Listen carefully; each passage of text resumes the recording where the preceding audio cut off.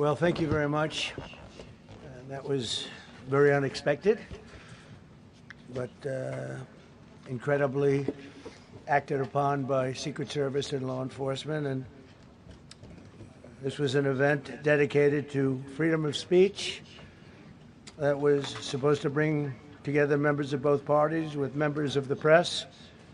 And in a certain way it did, because the fact that they just unified, I saw a room that was just totally unified. It was in one way a very beautiful thing to see. A man charged a security checkpoint armed with multiple weapons, and he was taken down by some very brave members of Secret Service, and they acted very quickly and have just released, for purposes of transparency, clarity, I've ordered it to be put out. You probably have it by now. Put out on Truth and put out on many other platforms. A tape showing the violence of this thug that attacked our Constitution, and also showing how quickly Secret Service and law enforcement acted on our country's behalf. Really did a great job. One officer was shot, but saved by the fact that he was wearing obviously a very good bulletproof vest. He was shot from very close distance with a very powerful gun, and the vest did the job. I just spoke to the officer, and he's doing great. He's in great shape. He has very high spirits, and we told him we love him and respect him, and he's a very proud guy.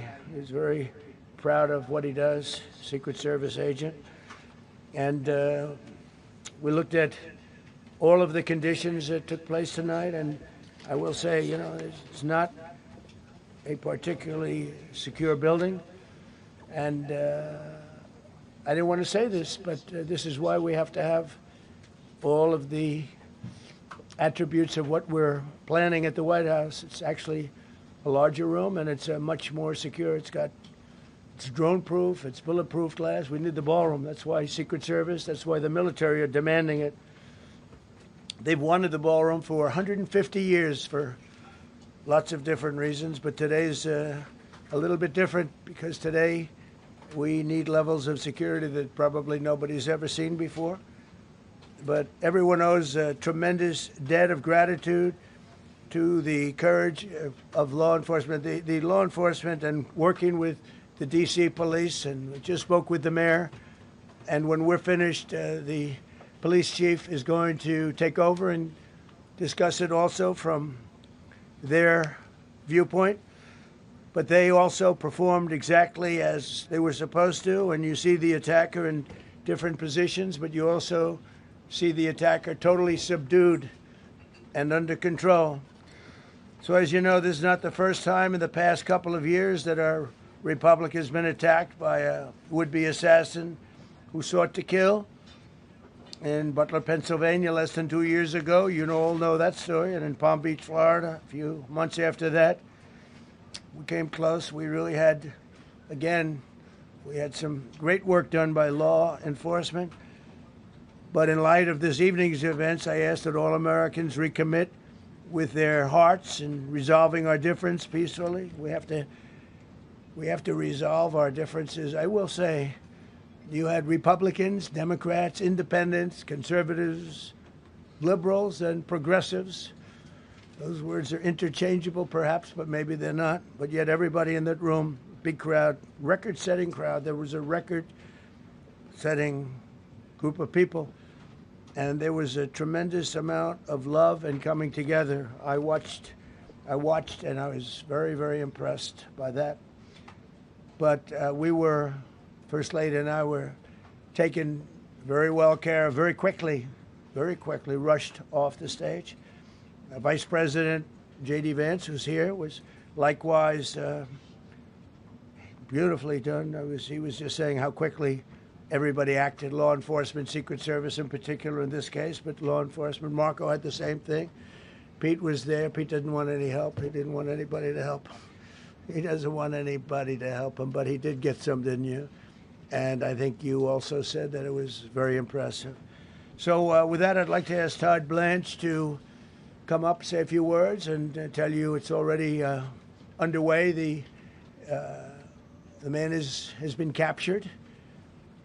They're going to his apartment. I guess he lives in California, and he's a sick person, a very sick person.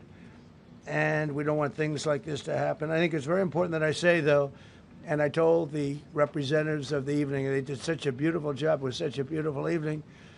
And again, they're talking about free speech in our Constitution. That's what it's all about, not just White House Correspondents. It was really based on free speech in our Constitution. But I said very importantly that we'll do it again within the next 30 days, and we'll make it bigger and better and even nicer. So I just want to thank everybody that was involved. I also want to thank the press, the media. You've been very responsible in your coverage. I will say I've been seeing what's been out. You've been very responsible. So Todd Blanche, I'd like to say a few words. I know we're going to have cash, and then you're going to go on. We can ask. I guess we can take a couple of questions. I want to thank the First Lady for. That was a rather traumatic experience for her. There was a lot of action taking place up there very quickly. But again, the response time was really incredible. And we're going to reschedule. We're going to do it again. We're not going to let anybody take over our society. We're not going to cancel things out because we can't do that. We wanted to stay tonight. I will tell you, I fought like hell to stay. But it was protocol. They said, please, sir. Because they didn't know there was a lot of action going on, and they didn't know could there be probably a lone shooter, but we'll find out. We'll find out very quickly. They have it very well under control. So I want to thank everybody very much. And Todd Blanche, please. Thank you very much, Mr. President. Tonight you saw the very worst and the very best of this country. You saw the very worst by the actions of that coward that the President just talked about. But you also saw the very best because you saw law enforcement do exactly what they're supposed to do. And you'll see the videos come out, I expect, very shortly, and you'll see law enforcement do exactly what we want them to do. And so I echo what what President Trump just said, that we are extraordinarily grateful and appreciative of the men and women of law enforcement that did their jobs tonight, including one who was injured. This investigation is ongoing. I expect you will see charges filed shortly. The charges should be self-evident given the conduct, but as you'll hear, there will be multiple charges surrounding the shooting, around the possession of firearms, and anything else that we can get on this guy. The investigation is obviously ongoing and just started. There is federal law enforcement already working on search warrants and doing their job, and I don't want to get ahead of them and don't want to get ahead of the work that they're doing even as we speak. Director Patel and I were just on the crime scene a short while ago, and everybody in this room should rest assured that the Metropolitan Police Department, the FBI, Secret Service, everybody's on the scene doing their job. I know that the police chief is going to give an update from the scene as soon as we're finished here, and I obviously will lead the details of what they have learned to him. But in the meantime, I just want to thank everybody in this room for the courage. And I want to thank President Trump for his words, and I promise you, justice will be served. Thank you. Director Patel. Thank you, General. Thank you, Mr. President. The President's absolutely right. You saw the best resolve of American law enforcement because you, Mr. President, inspire them 24/7, 365. You give them the resources that they need, and they know that you have their back. And that is a changing dynamic in this country, and that's why you saw brave Secret Service agents respond immediately, swiftly, subdue and take down the suspect, and safeguard the lives of thousands of individuals at that hotel. Thanks to our interagency partnership with the Department of Homeland Security and the Metropolitan Police Department, the FBI was rapidly deployed onto the scene, took over the evidence response unit, is examining all the ballistics that were found on scene, to include the long gun and the shell casings. We are conducting witness interviews as we speak. You will hear from our team on the scene there with the mayor and the head of the FBI field division there. But please know what the Attorney General has just said reigns no truer. You saw the very best of America tonight. The very best unite us at a time of uncertainty, because we have leadership here with the president and the vice president that backs law enforcement, and the men and women that I shook their hands on the scene today could not have been prouder to show up on scene. And as the Attorney General said, make no mistake, we are conducting witness interviews. If you have any information whatsoever related to this event, 1-800-CALL-FBI, 1-800-CALL-FBI. No piece of information is too small. No piece of information is inadequate. We will evaluate it all. We will also be conducting interviews of those that were there. And if any of those individuals have information, please come forward to law enforcement or the FBI or the Metropolitan Police Department. We will be examining this individual's background thoroughly. That process has already started, and we are going to ensure that he was either a lone wolf actor or anyone else that was responsible. We will analyze all evidence immediately to make sure that we safeguard this country. Mr. President, Mr. Vice President, thank you for your leadership. Attorney General and Homeland Secretary Marlin, thank you for your partnership in law enforcement. Thank you. Okay, we'll do a couple and then we go to the chief. Madam Chairman, I just want to say you did a fantastic job. What a beautiful evening, and we're going to reschedule. Okay. And after that, it's very tough for her to ask a killer question, right? But you have done a fantastic job. Please. Mr. President, I appreciate it. As you mentioned, it all happened so quickly. Yeah. And I wonder, especially because unfortunately you have experience with these sorts of threats, in that moment when you realized there was a threat and service agents were telling us to get down, can you describe what was going through your mind, how you were feeling in that moment? That's a very good question, actually. It's always shocking when something like this happens. It's happened to me a little bit, and that never changes. The fact, we were sitting right next to each other, First Lady on my right, and I heard a noise and sort of thought it was a tray. I thought it was a tray going down. You know, I've heard that many times, and it was a pretty loud noise. And it was from quite far away. He hadn't reached the area at all. They really got him. But, so it was quite far away, but it was a gun. And some people really understood that pretty quickly, other people didn't. I was watching to see what was happening. Probably should have gone down even faster. Melania was very cognizant, I think, of what happened. I think she knew immediately what happened. She was saying, that's a bad noise. And we were whisked away along with other people, but we were really whisked away. And again, the performance of the Secret Service and the police, all of the law enforcement, I thought was really good. So it was very quick. There wasn't a lot of time to be thinking, because it was a matter of seconds before we were out the door and gone into an area. We very much, and you wanted to too, we very much wanted to continue it, because I don't like to let these sick people, these thugs, these horrible, horrible people, change the fabric of our life, change the course of what we do. So we held out. You were there. We held out right till the end, but they didn't want to take a chance, and I understand there was protocol. But we're going to be doing one hopefully within the next 30 days or sooner, and I am ready, willing, and able. And I was all set to really rip it.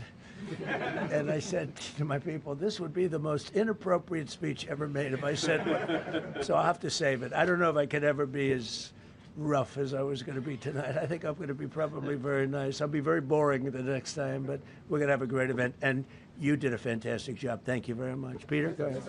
Thank you, President Trump. There's a report in the New York Post that this assailant assembled his weapon somewhere on site at the hotel. What do you think about that? And I ask respectfully, why do you think this keeps happening to you? Well, you know, I've studied assassinations, and I must tell you, the most impactful people, the people that do the most, you take a look at the people, Abraham Lincoln, I mean, you go through the people that have gone through this, where they got them, but the people that do the most, the people that make the biggest impact, they're the ones that they go after. They don't go after the ones that don't do much, because they like it that way.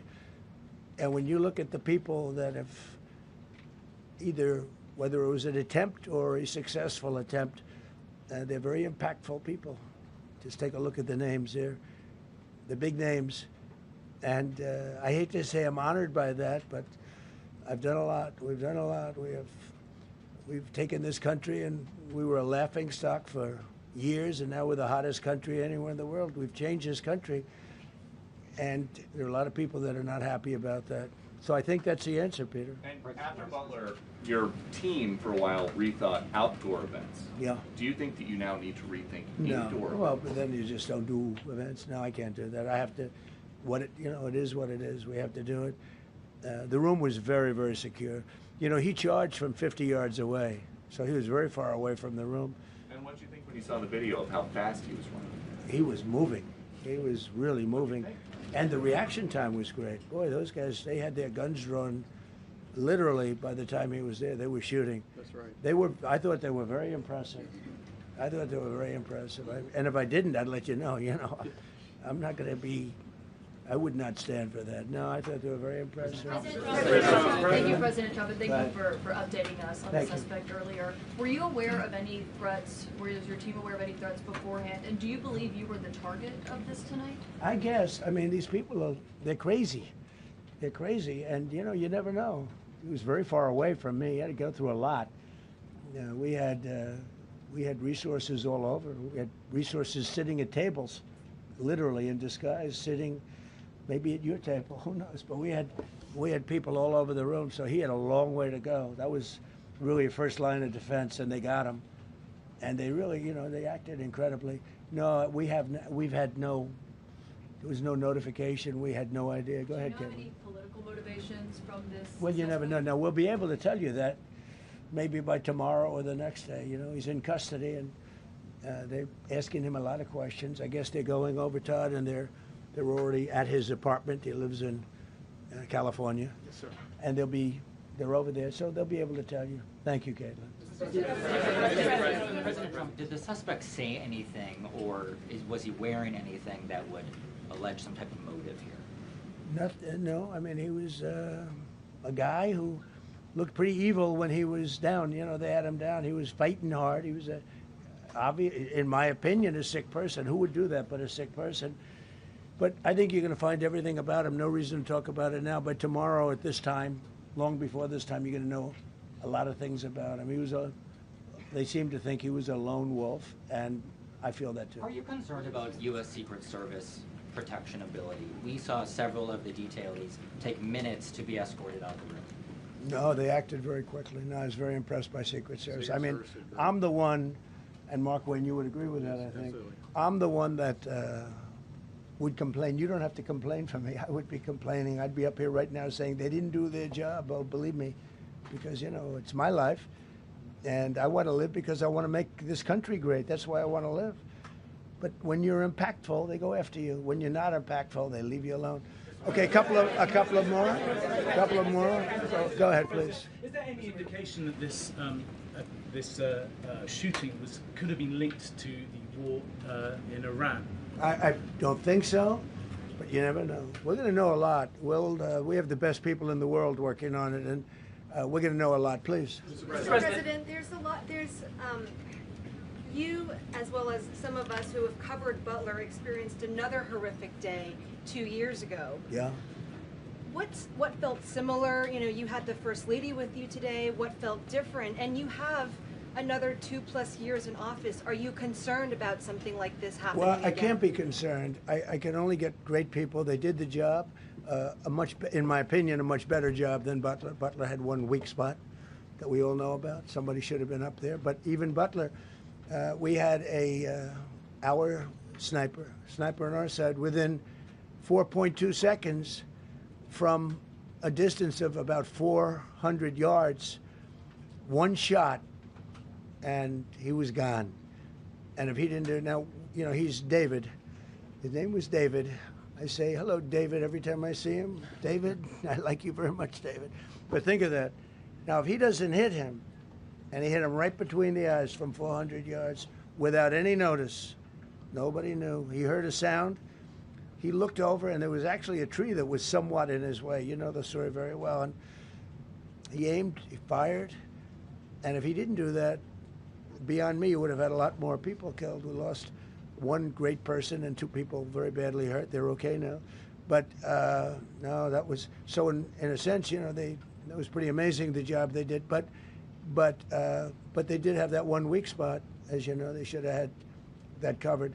Tonight they had everything covered very quickly, and he was fast. He was running full blast, and they got him before they got any further. I was very far away. You know, he hadn't anywhere close to breach the doors of the ballroom. The ballroom was sealed, and everybody in there. That's why once those doors opened, they didn't want to do tonight. If the doors weren't opened, we could have probably done it tonight. But I think we're much better off rescheduling. Yeah, please. Mr. President, for you and perhaps law enforcement as well, what is the level of confidence that this was a lone actor, and has the suspect made any statements to police while in custody? Yeah, I think it's just look, it's not my profession. We have great professionals up here and outside that have been working with us. My impression is he was a lone wolf, whack job. These are crazy people. These are crazy people, and they have to be dealt with. We had that in the second attempt, as you know, and he's spending life in prison. Because if you let him out, they'll probably, you know, if he serves 10 years or 15 years, you let him out, he'll probably try it again with somebody else. They're sick people. We have a lot of sick people. But you're going to know, I think very shortly, you're going to know, Todd, a lot about him. You're going to know a lot about him. Yeah, a couple of more. Yeah, please, go ahead. Are you concerned about political violence? This could be politically motivated. All violence. You know, I'm concerned about everything. Look, but I can't be so concerned that you can't function. No, I'm here. It's a dangerous profession. You know, I tell the story. Race car drivers, I think it's very dangerous. So if you take 1% and then take about 10% of 1%, just to break it down very easily, they die. So much less than 1%, 10% of 1%. I think bull riding is very dangerous. If you take about the same, 10% of 1%, much less than 1%. But if you take presidents, it's 5.8%. And about 8% are shot at. So nobody told me this was such a dangerous profession. If Marco would have told me, maybe I wouldn't have run. Maybe I would have said, I'll take a pass. No, it's a dangerous profession, but I don't view it that way. Look, I'm here to do a job. It's part of the job. It is a dangerous, I can't imagine that there's any profession that's more dangerous. But I love the country, and I'm very proud. I'm very proud of the job we've done. You see what's happened. We have a great country. We've got, I think, the most successful, the hottest country anywhere in the world. This happened over a period of just a year, and we're going to do great things. But with that come risks. There's no question about it. Yeah. To that end, I mean, there's been so much political violence, not just aimed at yourself, but at other members of Congress, state house speakers, you name it. Is that just the cost of doing business to do politics in America anymore? Yeah, well, what does that say about our country? Elsewhere too. You know, we're not the only country. You look at this great violence with all countries. I was talking to somebody from another country today, and they have numerous assassinations of political figures all over the world. You look at South America, it's like some of the numbers are just horrific. It's dangerous. It's dangerous stuff, whether it's here or someplace else. No country is immune. No country. Good question. Is it possible to turn that temperature down at this point? Well, probably if I decided to just not do much, you know, if I let everybody rip us off and take advantage of us. Look, we're leading the world in trade now. We're leading the world in the military. We're the greatest military in the world. I rebuilt it in my first term, and now we use it because we have no choice. We can't let, as an example, Iran, we can't let them get a nuclear weapon. Everything will be peanuts compared to that if they ever were given a nuclear weapon, and they'd use it too. Marco and I were talking about it today. They would use it without even hesitation. We can't do that. It was a shame. I said, oh boy, look at the numbers. We just broke 50,000 in the Dow. We just broke 7,000 in the S&P. They said we couldn't do it in 7 years, in 5 years, 4 years. They were saying maybe in 5 or 6 years. And we did it in 1 year.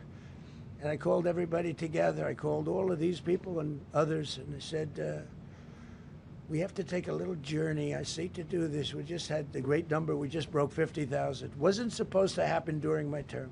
Wasn't reachable. We did it in 1 year, and I said, we're going to have to make a journey to Iran. They're going to have a nuclear weapon if we don't do it. We had the B-2 bombers take them out.